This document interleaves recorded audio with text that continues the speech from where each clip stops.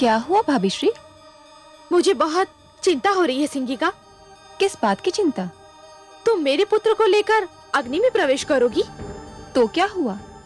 मैं तो अग्नि में पहले भी प्रवेश कर चुकी हूँ और आप देख चुकी हैं कि अग्नि की लपटें मेरे शरीर को छू भी न सकी। तुम्हारी बात और है। अग्निदेव ने तुम्हें वरदान दिया है, फिर तब तुमने अकेले ही अग्नि में प्रवेश किया था। इस बार मेरा पुत्र प्रहलाद भी तुम्हारे साथ होगा। तो क्या हुआ? अग्निदेव ने तुम्हें वरदान दिया है, मेरे पुत्र को तो नहीं। अरे भाभी श्री, जब अग्नि मुझे नहीं छू सकेगी तो जो मेरे साथ होगा उसे कैसे छू सकेगी? उसे कुछ नहीं होगा। तुम अकारण ही चिंता कर रही हो। तुमसे अधिक साहसी तो तुम्हारा पुत्र है, उसे तो कोई चिंता नहीं। वह तो बड़ी व्याकुलता से उस घड़ी की प्रतीक्षा कर रहा है जब मैं उसे लेकर अग्नि में प्रवेश करूंगी। वो तो बच्चा है, वो बेचारा क्या जाने। वो उत्सुक है कि जो अवसर मृत्यु के पश्चात आता है उसे जीते जी देखने को मिल जाएगा। तुम उसकी चिंता छोड़ दो और जो होगा स्वयं अपनी आंखों से देख लेना। नहीं, मैं नहीं देख सकूंगी। अपने पुत्र को अग्नि में प्रवेश करते हुए देखना मेरे वश की बात नहीं। मैं वहां नहीं आऊंगी। तुम्हारी इच्छा। अच्छा, मुझे तैयारी करनी है, मैं चलती हूँ।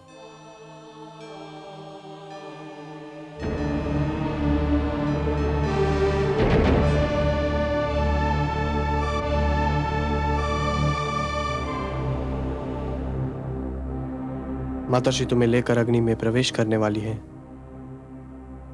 मैं तो एक एक पल गिन रहा हूँ। शीघ्र आए वो घड़ी जब मैं वो चमत्कार देख सकूं। यदि तुम्हें कुछ हो गया तो? बुआ श्री कहती है मुझे कुछ नहीं होगा, मैं उनकी रक्षा में रहूंगा। और तुम्हें विश्वास है कि ऐसा ही होगा? हाँ, अग्निदेव का वरदान है उन्हें। पर तुम्हें तो नहीं है। तुम्हें कोई चिंता नहीं? मैं तो इतना जानता हूँ कि वही होगा जो मेरे विष्णु की इच्छा है, फिर मैं चिंता क्यों करूं? इतना विश्वास है तुम्हें अपने विष्णु पर? इससे भी अधिक। क्या उन्होंने तुम्हें कोई शक्ति प्रदान की है? उन पर अटूट विश्वास ही तो मेरी शक्ति है। जो भी तुम्हारे विष्णु पर अटूट विश्वास रखेगा, क्या उसे शक्ति प्राप्त होगी? अवश्य भ्रातश्री, संसार में तो सारा खेल विश्वास ही का है। विश्वास ही तो शक्ति देता है। मुझे भी दे सकता है? हाँ हाँ, तुम्हें भी दे सकता है। यदि ऐसा है तो मुझे भी अपने विष्णु पर विश्वास करना सिखाओ।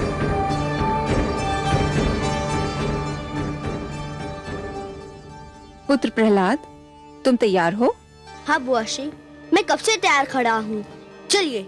चलो पुत्र। किंतु तुम्हारी माताश्री तो आ ही नहीं रही। क्यों? उन्हें भय लग रहा है। भय? किस बात का भय? उन्हें अग्निदेव के वरदान पर विश्वास नहीं है? मैंने भी उनसे यही कहा, किंतु उनका ये भय दूर ही नहीं हो रहा। मैं उनके पास जाऊंगा, मैं उन्हें लेकर ही आऊंगा। हमारी बात बीच में रह गई भ्राताश्री। मैं उस शक्ति के विषय में इस प्रदर्शनी के बाद ही बताऊंगा। अच्छा अनुज,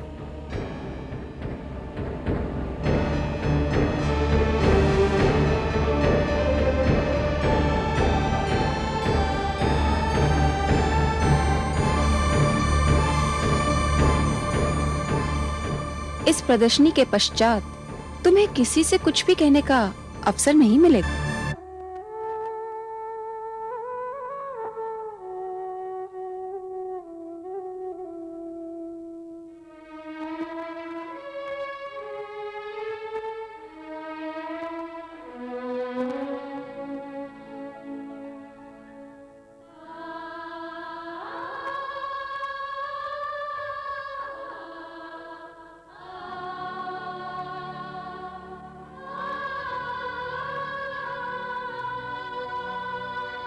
माते, माते,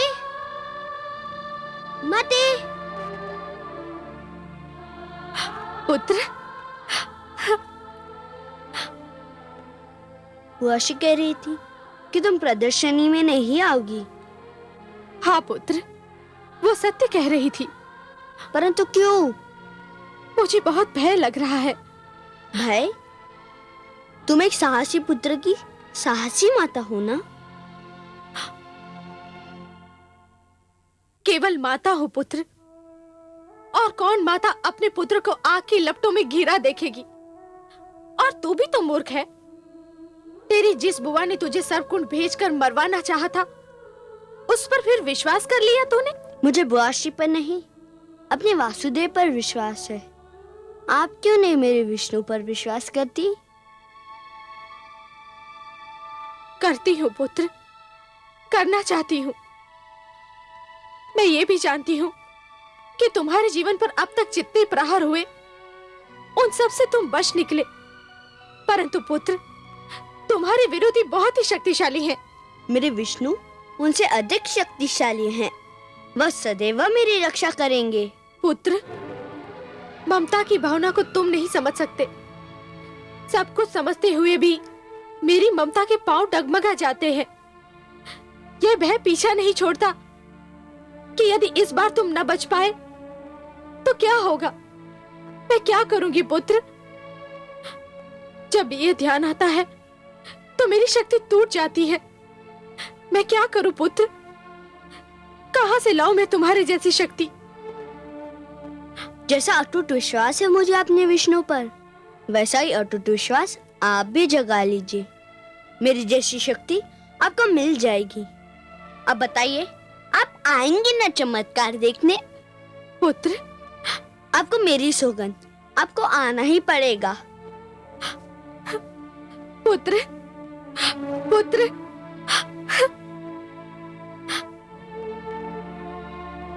घातक,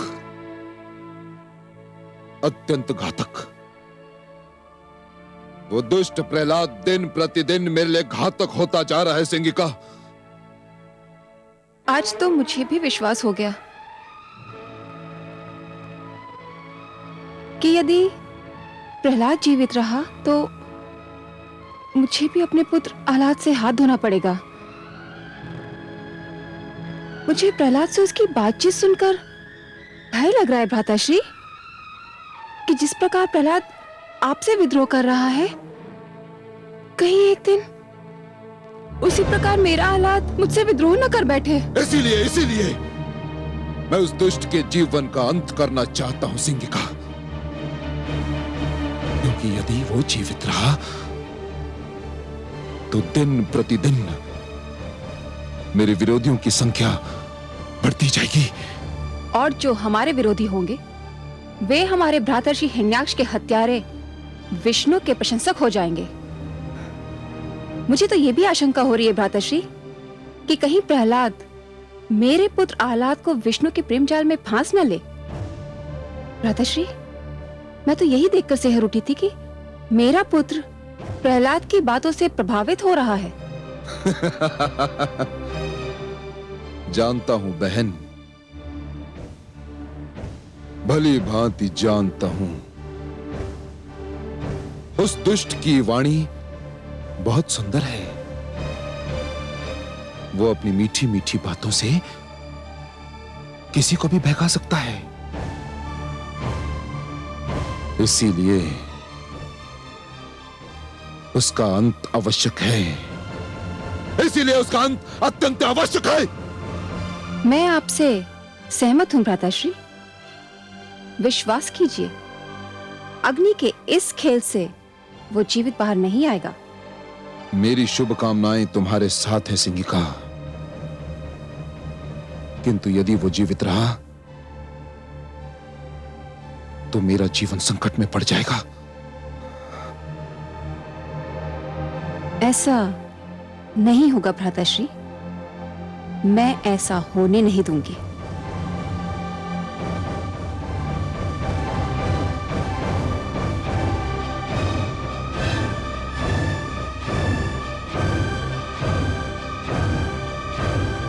हे कमल नयन, सुना आपने पुत्र प्रहलाद ने अपनी माता से क्या कहा? वो कह रहा है कि भक्ति की भावना ही सबसे श्रेष्ठ है, ममता की भावना उसके आगे कुछ भी नहीं। कुछ बहुत अनुचित बात तो नहीं कर रहा आपका पुत्र महादेवी।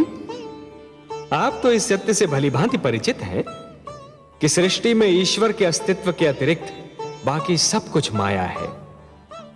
मोह माया में फंसना अर्थात अपने जीवन के लक्ष्य को भूलने के समान है। और जीवन का तो यही लक्ष्य है महादेवी कि अपने भीतर छिपी हुई ईश्वरी शक्ति को ढूंढकर बाहर निकालना, अपने भीतर छिपे हुए ईश्वर को ढूंढना। मोह तो भ्रमित करता है महादेवी और फिर भटकाता है, फिर वो मोह चाहे धन का हो या संतान का। परंतु हे दया सागर, माता और पुत्र का स्नेह तो आपकी दी हुई सुंदर देन है। अवश्य है महादेवी, परंतु कोई भी स्नेह अधिक महान नहीं होता। जीवन का तो वास्तविक उद्देश्य ही है कि ईश्वर के प्रेम में अहम को भूल जाना, क्योंकि ईश्वर से प्रेम हर प्रेम का स्रोत होता है। जिस प्रकार मरुस्थल की रेत दूर से जल के समान चमकती है, परंतु निकट जाकर ही यह ज्ञात होता है कि वो तो सूखी रेत है, जल नहीं, उसी प्रकार हर मोह निकट से केवल एक भ्रम सिद्ध होता है महादेवी। ईश्वर से प्रेम ही जीवन के उद्धार का कारण होता है। आपका पुत्र कयाधु की ममता से अपना मुंह नहीं मोड़ रहा महादेवी, वो तो केवल ममता की धारा को भक्ति की ओर मोड़ने का प्रयास कर रहा है, क्योंकि वो जानता है कि भक्ति में ही शक्ति होती है। लीजिए, आपके पुत्र की परीक्षा की घड़ी आ गई।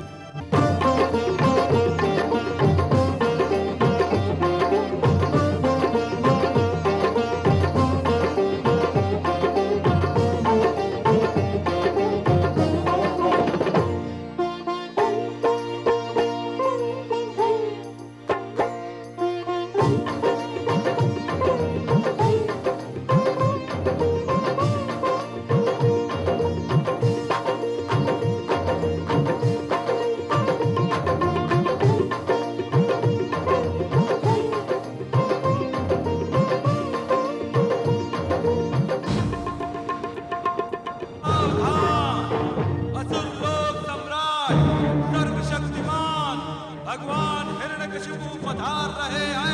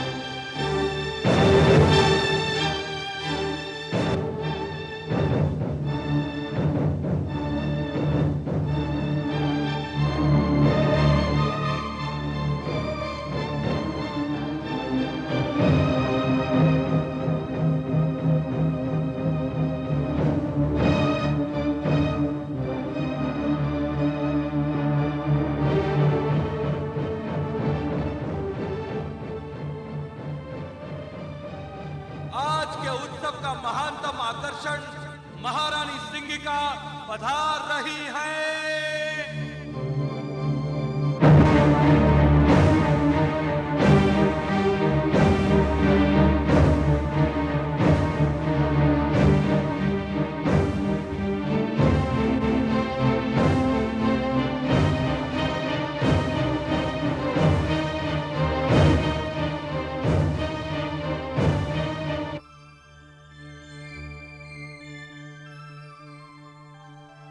प्रणाम भ्राताश्री।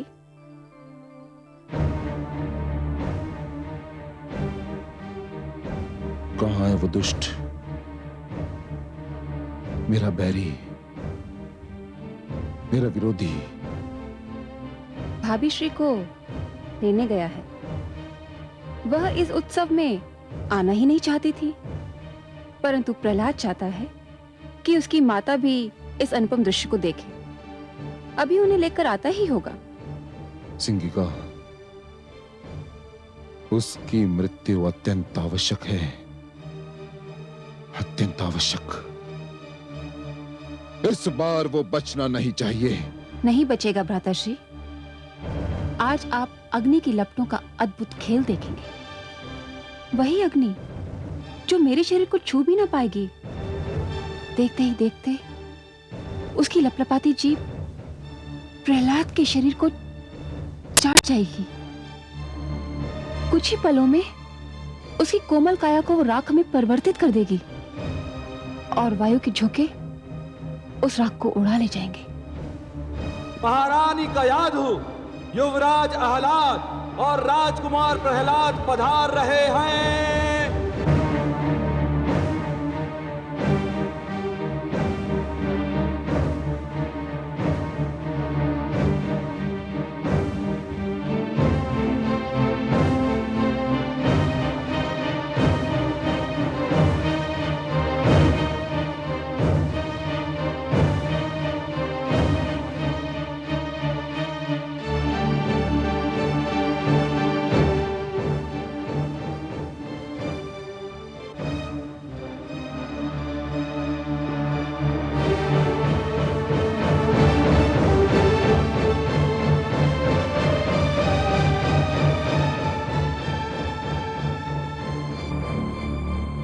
माते, मैं आपके चरण छूकर संसार के मातृत्व के चरण छू रहा हूँ। संसार की सारी माताएं पूज्य है। मुझे आशीर्वाद दीजिए माते। आयुष्मान भव पुत्र, आयुष्मान भव। चिरंजीवी भव पुत्र। चलो पुत्र।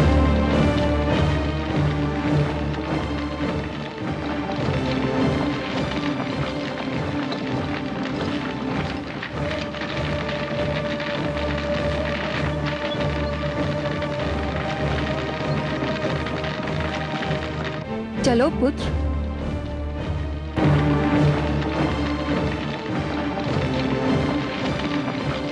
वो घड़ी आ ही गई पुत्र, जिसकी तुम बड़ी उत्सुकता से प्रतीक्षा कर रहे थे।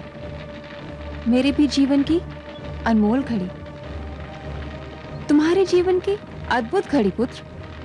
जो भी इस चमत्कार को देखेगा भूल नहीं पाएगा, और जो भी इस चमत्कार की चर्चा सुनेगा सिहर उठेगा। रहते महाप्रलय तक आज की इस प्रदर्शनी की चर्चा रहेगी।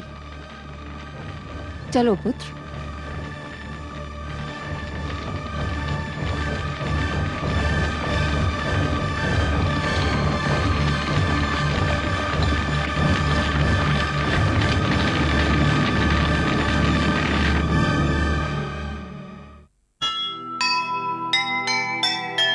पाप नहीं फलता कभी, यही जगत की रीत। पुण्य के पथ पर जो चले, सदा उसी की जीत। जिसके मन ईश्वर बसे, आँच न उस पर आए। जग बैरी हो जाए पर उसको मार न पाए, उसको मार न पाए।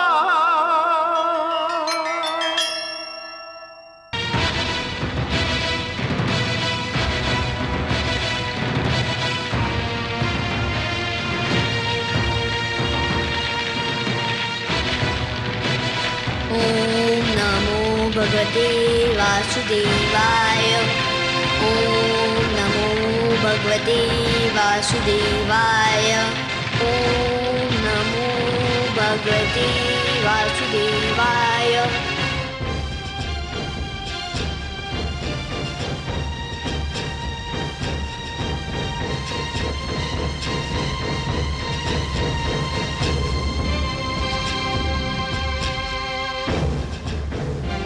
सर्वेश्वर, सर्वेश्वर।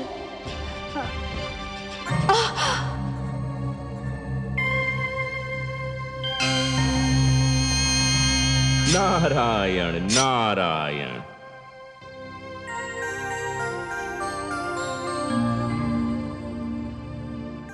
हे देवर्षि, पुत्र प्रहलाद अग्नि में प्रवेश करने जा रहा है। ये देखकर मैं आपके नारायण को सावधान करने गई तो वो स्वयं अग्नि में तप रहे हैं, मानो उनके शरीर से ज्वालाएं निकल रही हैं। आप बहुत दयालु हैं माते, ममता का भंडार है। प्रहलाद के स्नेह ने तो आपको सब कुछ भुला दिया। क्या भुला दिया? यही माते कि इस अवस्था में आपको इन्हें छूना नहीं चाहिए था। आपको तो याद ही होगा माते, इसी प्रकार इसी अवस्था में एक बार कयाधु ने पुत्र प्रहलाद को छू लिया था। उसके तो हाथ भी जल गए थे। हाँ, मैं तो सचमुच व्याकुलता में भूल ही गई थी। माते, पुत्र प्रहलाद को जो मैंने योग ज्ञान दिया था वह मेरे नारायण की ही तो देन थी।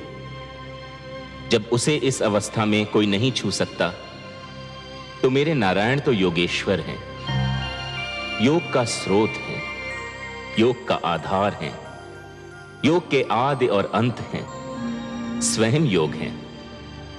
इस अवस्था में तो आपके अतिरिक्त उनके कोई निकट भी नहीं पहुंच सकता। परंतु हे देवर्षि, मैं तो इनको प्रहलाद पर आए संकट के विषय में बताना चाहती थी। वही समस्या लेकर तो मैं भी आया था माते, मैं भी यही बताना चाहता था। परंतु नारायण को इस अवस्था में देखकर लगता है कि मुझे मेरी समस्या का समाधान मिल गया, मुझे मेरे प्रश्न का उत्तर मिल गया माते। मेरी तो सारी शंकाएं मिट गईं। नारायण नारायण।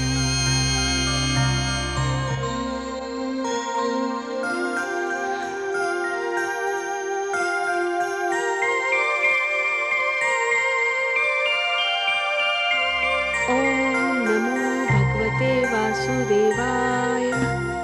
ओम नमो भगवते वासुदेवाय। ओम नमो भगवते वासुदेवाय। पुत्र, तुम्हें भय तो नहीं लग रहा है? कैसा भय बुआ श्री? मुझे तो आनंद आ रहा है। जैसे जैसे लपटे मेरी ओर बढ़ रही है, मुझे विचित्र सी शीतलता का अनुभव हो रहा है। लग रहा है जैसे शीतल जल की लहरें मेरे शरीर को छू रही हो। ओम नमो भगवते वासुदेवाय। ओम नमो भगवते वासुदेवाय। ओम नमो भगवते वासुदेवाय। ओम नमो भगवते वासुदेवाय। ओम नमो भगवते वासुदेवाय। ओम नमो भगवते वासुदेवाय। ओम नमो भगवते वासुदेवाय। ओम नमो भगवते वासुदेवाय। ओम बचाओ! बचाओ! मैं जल रही हूँ! बचाओ मुझे! बचाओ!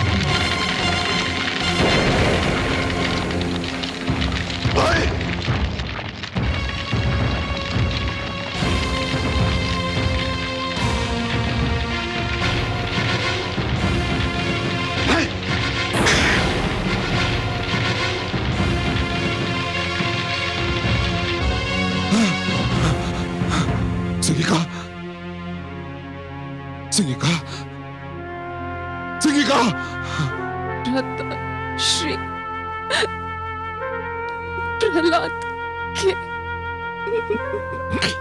विष्णु ने मुझे भस्म कर दिया। किंतु ये कैसे हुआ? तुम्हें तो अग्निदेव ने वरदान दिया था, ये कैसे हो गया? प्रहलाद की मायावी शक्तियों ने अग्निदेव के वरदान को मात दे दी।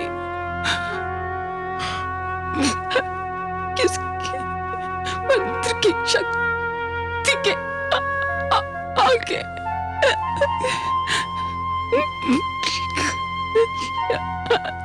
वरदान की शक्ति क्षीण हो गई।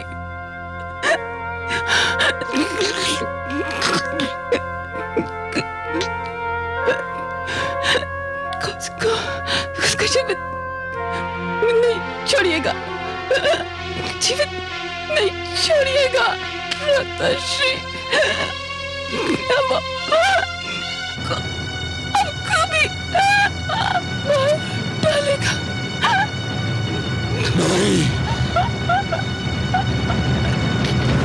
सिंघा, सिंघा, नहीं।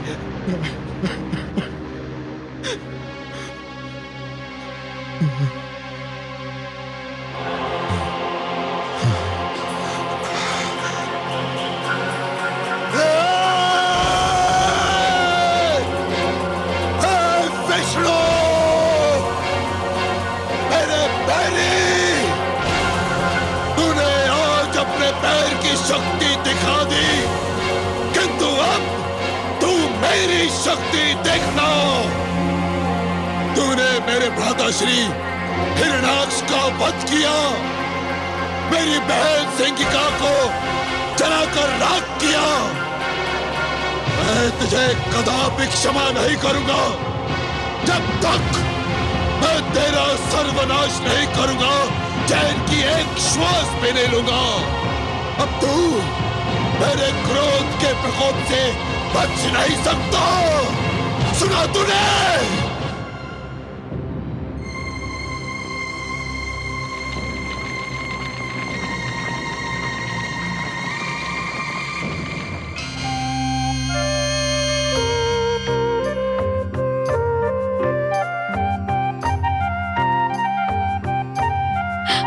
पुत्र, पुत्र, मेरा पुत्र, मेरे लाल, मेरा पुत्र।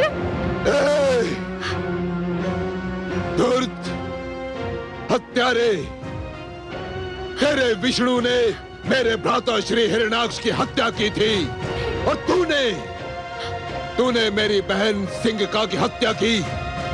अब चाहे कुछ भी हो जाए, मैं तुझे जीवित नहीं छोड़ूंगा। चल। नहीं, स्वामी, स्वामी, स्वामी, मेरे पुत्र को छोड़ दीजिए स्वामी। माते, माते, माते, मेरा पुत्र, मेरा पुत्र।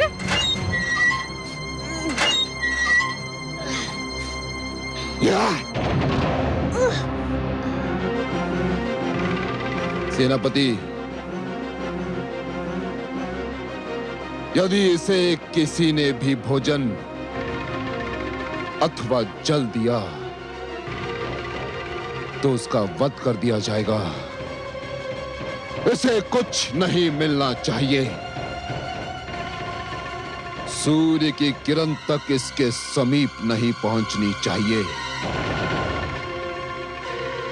यह अंधकार में ही जिएगा और अंधकार में ही अपना सिर पटक पटक कर अपने प्राण त्याग देगा।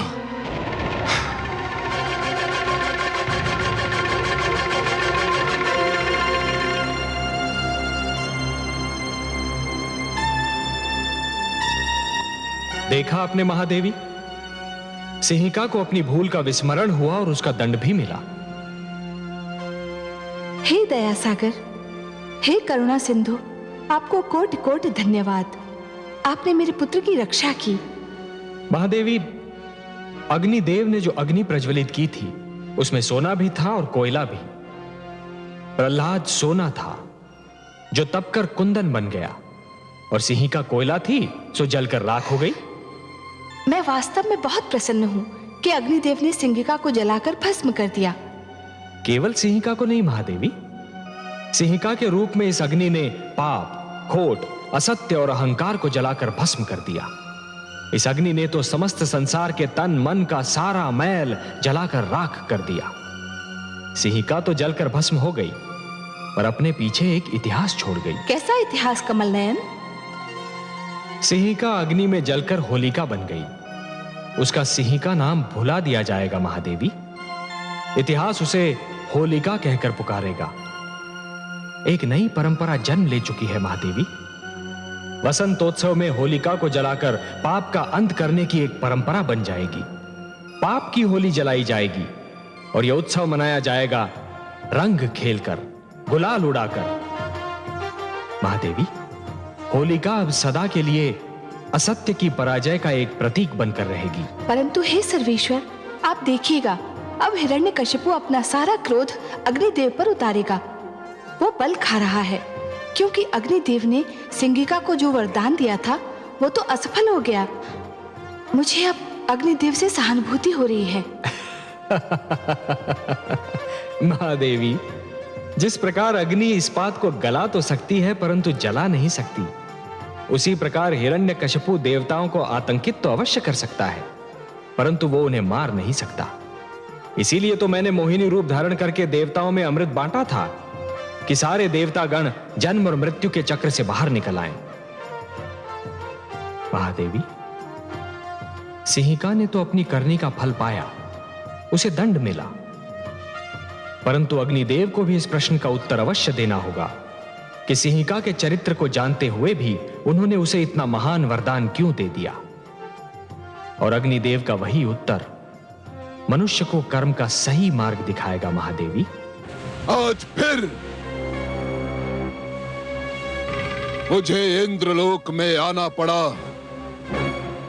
इंद्रासन पर बैठना पड़ा, केवल तुम देवताओं को यह स्मरण कराने के लिए कि अभी तक देवलोक का स्वामी मैं हूं। मैं भगवान हिरण्यकशिपु, अभी तक यह आसन मेरा है, मेरा। अभी तक तुम सब मेरे अधीन हो। मैंने तुम सब पर विजय प्राप्त की थी, तुम सब पर। मैंने तुम्हारे अहंकारी सिर अपनी शक्ति से झुकाए थे, अपनी शक्ति से झुकाए थे मैंने। अग्निदेव, कहाँ हो तुम? सामने आओ।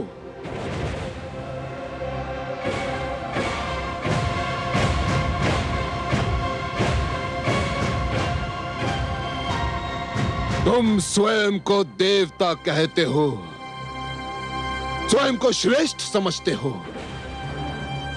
धिक्कार है तुम्हारे देवता होने पर, धिक्कार है तुम्हारी शक्तियों पर, धिक्कार है तुम्हारे वरदान पर। क्या लाभ है तुम्हारे देवत्व से? क्या लाभ है तुम्हारे वरदान का? अग्निदेव, तुमने मेरी बहन सिंहिका को वरदान दिया था कि अग्नि उसे क्षति नहीं पहुंचा सकती, किंतु तुम्हारा तुच्छ और क्षीण वरदान परीक्षा का पहला आघात भी सहन न कर सका, पहला आघात भी नहीं। और मेरी बहन जलकर भस्म हो गई, केवल तुम्हारे कारण अग्निदेव, केवल तुम्हारे कारण।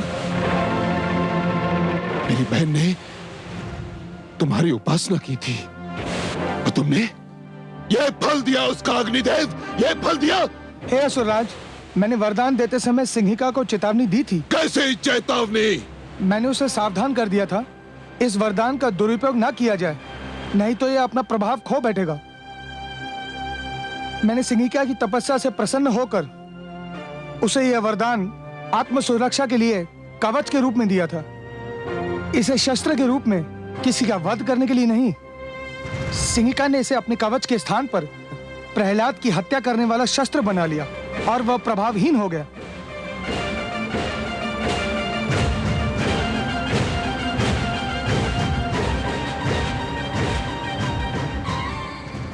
प्रभावहीन हो गया तुम्हारा वरदान।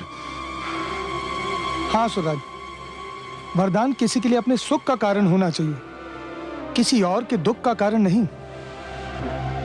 और सिंहिका ने इस सत्य को भुला दिया, इसलिए वही हुआ जो होना था। इसमें मेरा कोई दोष नहीं और न मेरे दिए हुए वरदान का। सुराज, छली हो तुम, कपटी हो तुम समस्त देवता, और सबसे बड़ा कपटी है तुम्हारा वो विष्णु। यदि उसने तुम सबको छल से अमृत न पिलाया होता तो अभी इसी घड़ी इसी स्थान पर तुम सबके सिर धड़ से अलग कर देता। सेनापति अश्वमित्र,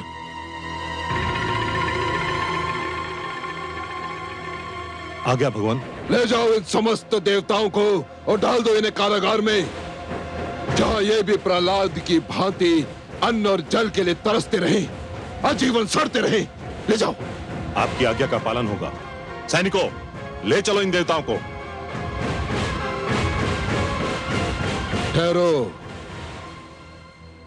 ऐसे नहीं, वैसे ले जाओ जिसके ये देवता योग्य है। भेड़ बकरियों की भांति हाँकते हुए ले जाओ इन्हें। चलो, हाँ, चलो।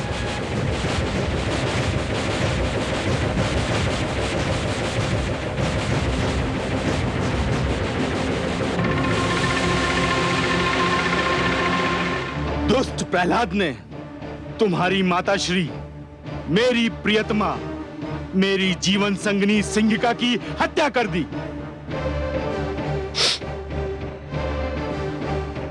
मेरा मन ये मानने को तैयार नहीं पिताश्री। क्यों? क्या तुमने अपनी आंखों से उन्हें विवशता से तड़प तड़प कर जलते और मरते नहीं देखा? देखा था पिताश्री, देखा था, परंतु अग्नि में तो उन्होंने पहले भी प्रवेश किया था और आप ही कहते थे कि उन्हें कभी तनिक सी भी क्षति न पहुंची थी। फिर इस बार अग्निदेव का दिया हुआ वरदान असफल क्यों हो गया पिताश्री? इसलिए कि इस बार वो अकेली नहीं थी, प्रहलाद भी था उसके साथ। प्रहलाद के पास मायावी शक्तियां हैं। वो सिंहिका का वध करना चाहता था। उसने अपनी मायावी शक्तियों से उसका वध कर दिया। वो हत्यारा हमारे समस्त कुल का बैरी है। यदि ऐसा होता पिताश्री, तो वो मेरा जीवन क्यों बचाता? मुझे तो नाग ने डस लिया था। उस समय तो प्रहलाद मेरे निकट भी नहीं था। वो हमारे कुल का बैरी होता पिताश्री, तो मेरे मृत शरीर के पास आता ही क्यों? परंतु वह आया। उसने अपने विष्णु से मेरे जीवन की भिक्षा मांगी और मैं फिर से जीवित हो गया पिताश्री, फिर से जीवित हो गया। उसने तुम्हें सम्मोहित कर दिया है। तुम्हारे मस्तिष्क पर उसने नियंत्रण पा लिया है। तुम वही सोचोगे जो वो चाहता है कि तुम सोचो, तुम वही करोगे जो वो चाहता है कि तुम करो। ये भी उसकी मायावी शक्ति का प्रभाव है। परंतु अपनी प्रियतमा, अपनी पत्नी सिंहिका की सौगंध, तुम्हारी तर्कसंगत बातें भी मुझे उससे सिंहिका के वध का प्रतिशोध लेने से नहीं रोक सकती। मैं अपनी मायावी शक्ति से उसकी मायावी शक्ति को चकनाचूर कर दूंगा। वो मूर्ख नहीं जानता कि कामरूप नरेश विप्रचिति कौन है, क्या है।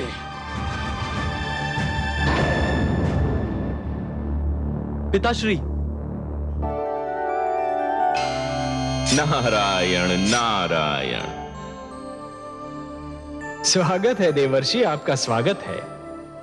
आज हमें कैसे स्मरण किया? आपका स्मरण तो मेरे जीवन का उद्देश्य है, मेरे जीवन का सर्वस्व है। मेरा जीवन ही है लक्ष्मी नारायण। मेरा और कार्य ही क्या है? आपका स्मरण करना और आपकी चर्चा। बताइए, क्या समाचार सुनाने आए हैं?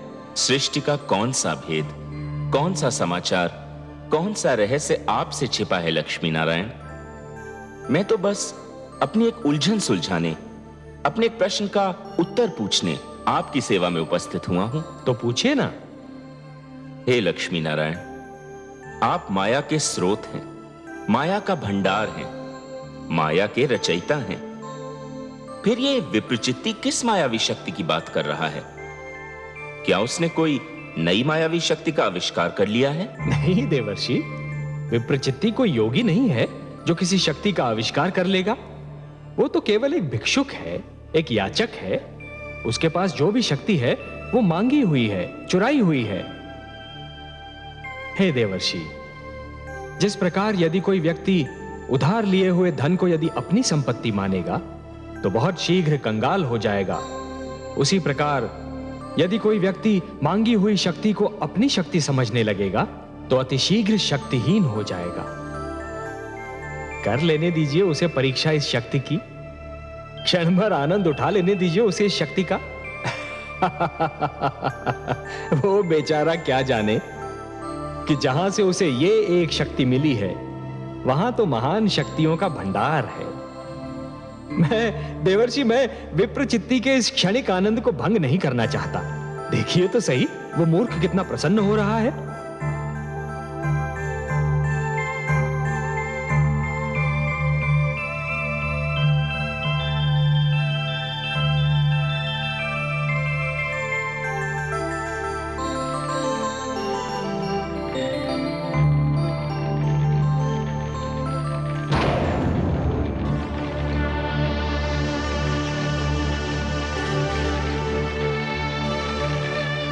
बुआश्री,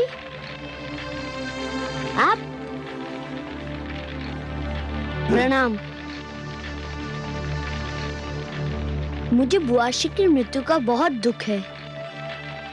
मैं स्वयं आपके पास शोक व्यक्त करने के लिए आना चाहता था, किंतु दुष्ट, तू मुझे भी अपने छल कपट में फांसना चाहता है, किंतु मैं तुझे ऐसी मृत्यु दूंगा जो तूने कभी सोची भी नहीं होगी। विष्णु ने तुझे अग्नि में जल मरने से तो बचा लिया, किंतु देखता हूं जल में डूब मरने से कैसे बचाएगा। हाँ।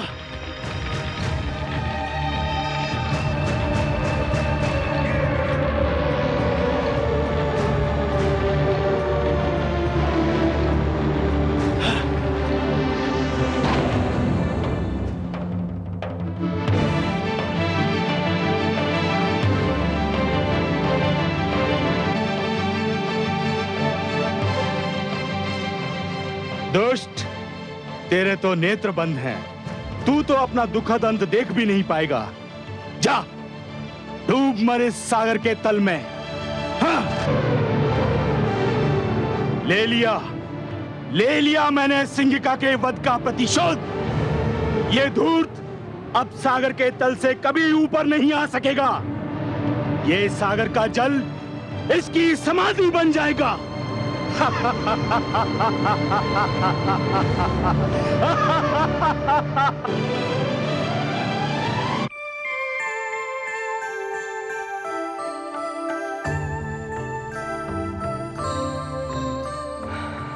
क्या हुआ कमल नयन? आपका पुत्र प्रहलाद ननिहाल की यात्रा पर निकला है महादेवी। ननिहाल की यात्रा? कहाँ? आप भूल गई महादेवी, इस बार आपने सागर पुत्री के रूप में जन्म लिया है, तो सागर आपके पिता हुए और उनका घर प्रहलाद का ननिहाल ही तो हुआ। विप्रचित्ती प्रहलाद को सागर में फेंकने निकला है। पिताश्री नहीं जानते कि प्रहलाद को मैंने अपना पुत्र माना है। कुछ अनर्थ ना हो जाए, उसकी रक्षा कीजिए प्रभु। जैसी आपकी इच्छा।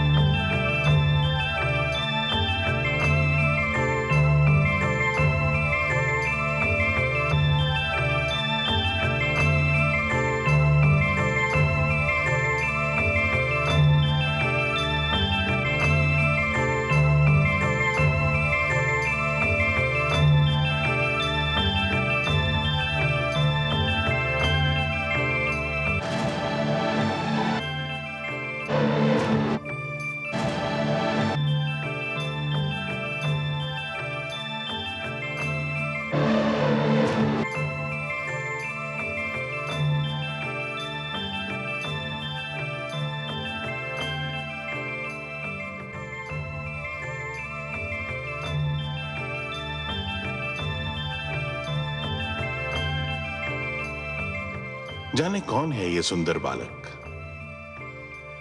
मुख पर इतना तेज कि आंखें नहीं ठहरती। कैसी मीठी निद्रा में सो रहा है वो। फिर उसे जगाकर पूछना भी तो उचित नहीं होगा ना। जाने कैसे सपने देख रहा होगा। किंतु ये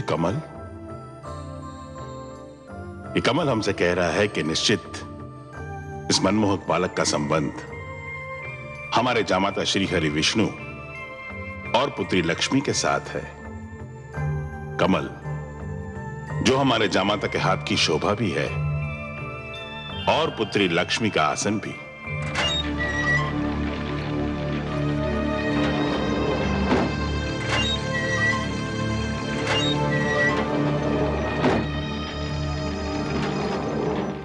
राजकुमार,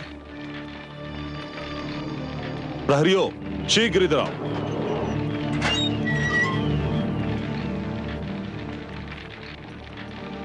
राजकुमार कहां गए?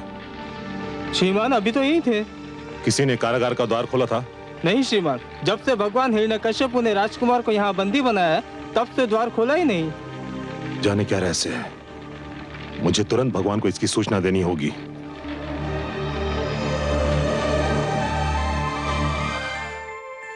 हे जनार्दन, इस समय आपका कमल कहाँ है? महादेवी, आपने अपने पुत्र प्रहलाद की रक्षा किए जाने की इच्छा प्रकट की थी ना?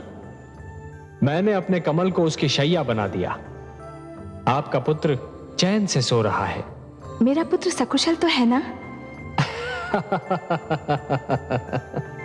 महादेवी, जो सकुशल नहीं होते वो इतनी गहरी और मीठी नींद कहां सो पाते हैं? ऐसी निश्चिंत निद्रा तो केवल उन्हीं के भाग्य में होती है जो स्वयं को पूर्ण रूप से ईश्वर को समर्पित करते हैं। आप घबराइए नहीं, आपका पुत्र सकुशल है। विश्वेश्वर सत्य कह रहे हैं पुत्री। प्रणाम पिताश्री। प्रणाम हे सागर देवता। प्रणाम। मैं आपका स्वागत करता हूं। कमल को शैया बना देखकर ही मुझे अनुमान हो गया था कि उस पर सोए हुए बालक का संबंध अवश्य मेरे जामाता और पुत्री से होगा। बहुत गहरा संबंध है पिताश्री। प्रहलाद इनका भक्त है और मैंने उसे अपना पुत्र मान लिया है। तभी तो मैं सोच रहा था कि इतनी छोटी सी आयु में उसके मुख पर इतना तेज, इतना प्रताप कहां से आया। अब ज्ञात हुआ कि ये उसकी भक्ति भावना और तुम्हारे प्रेम का चमत्कार है। वो इस समय कहाँ है पिताश्री? अपने ननिहाल में है। नानी नाना के पास आया है। समस्त सागर संसार उसके अतिथि सत्कार में जुटा हुआ है।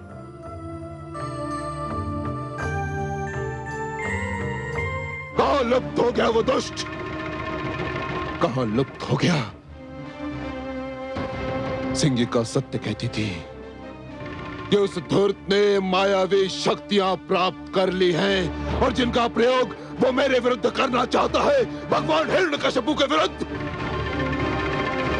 जाओ, ढूंढो उसे, हर ओर ढूंढो, हर स्थान पर ढूंढो, और यदि वो मिल जाए तो उसे पकड़कर, जकड़कर, घसीटकर मेरे पास लाओ।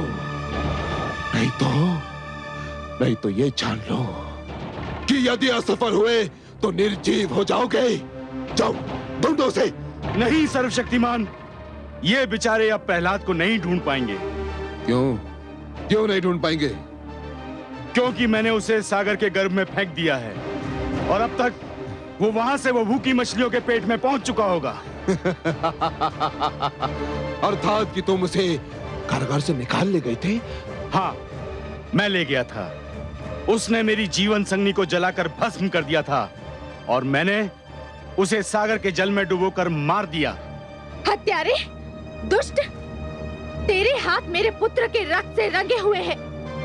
तुमने हर जतन करके देख लिया। जब तुम मेरे पुत्र का कुछ नहीं बिगाड़ पाए तो तुमने कायरों की भांति उस पर उस समय वार किया जबकि वो सो रहा था। तुमने मेरे पुत्र की हत्या की है। मैं तुम्हें कभी क्षमा नहीं करूंगी। हत्यारे हो तुम, हत्यारे हो तुम लोग, हत्यारे हो।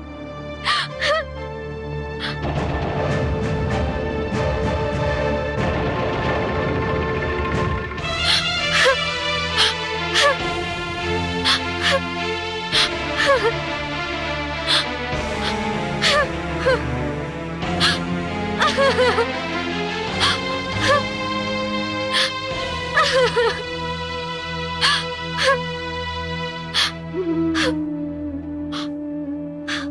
समुद्र देव, मैं आपसे अपना पुत्र वापस लूंगी।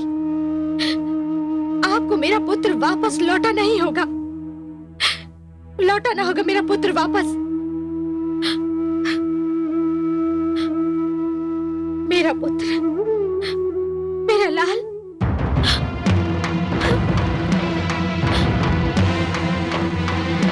मेरा पुत्र, मेरा लाल।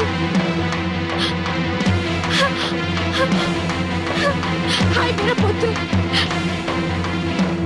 मेरा पुत्र, हाय मेरा पुत्र, मेरा पुत्र, मेरा लाल, हाय मेरा पुत्र, मेरे लाल, मेरा पुत्र। हे सागर देव, आप विशाल है, आपका हृदय विशाल है। संसार कहता है कि आप इतने उदार हैं कि आपको कुछ भी भेंट किया जाए तो आप उसका स्वीकार करके उसे लौटा देते हैं। हे सागर देव, दानवराज कामरूप नरेश विप्रचित्ती ने मेरे पुत्र प्रहलाद को बलि के रूप में आपकी गोद में फेंक दिया है। एक दुखियारी माँ की पुकार सुन लीजिए सागर देव। मेरे पुत्र प्रहलाद को आपकी गोद से निकालकर मेरी गोद में डाल दीजिए। एक माँ की गोद सुनी है सागर देव। एक माँ अपने पुत्र के जीवन की भीख मांग रही है। हे सागर देव, मुझे मेरा पुत्र लौटा दीजिए, मुझे मेरा पुत्र लौटा दीजिए, मुझे मेरा पुत्र लौटा दीजिए।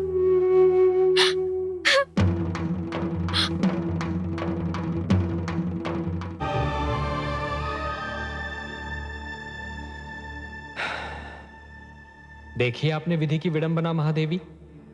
पुत्र अपने ननिहाल में चैन की नींद सो रहा है और अनजान माता समुद्र की लहरों से उलझ रही है। ममता इसी का तो नाम है कमल नयन।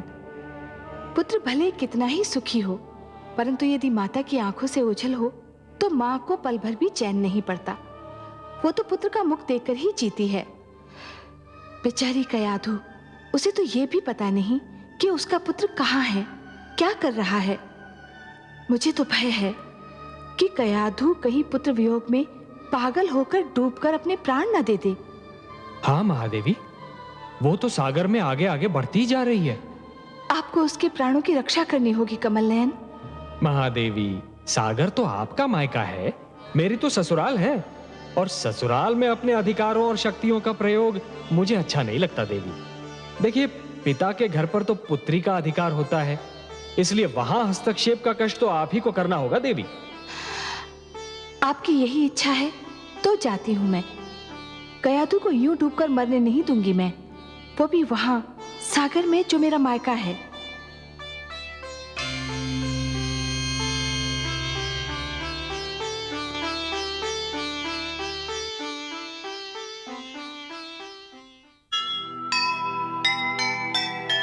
सागर ने जिस पल सुनी माँ की करुण पुकार, पिघल गया कोमल हृदय, उमड़ा प्यार अपार। कितनी कठिन परीक्षा जिसका और न छोर, होनी कहती है अभी, होना है कुछ और, होना है कुछ और।